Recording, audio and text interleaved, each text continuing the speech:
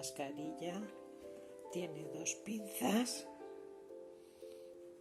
para que acoplen la cara y luego tiene un bolsillito interior, que esto es de algodón fino, que es lo que te roza en la cara, y tiene para poner un filtro. En total la mascarilla tiene 3 capas. Yo las estoy haciendo para usar prácticas, no para decorarlas ni nada. Si se ha de hacer una decorada, pintado, lo que sea, ya haré otras, ¿vale, Maribel?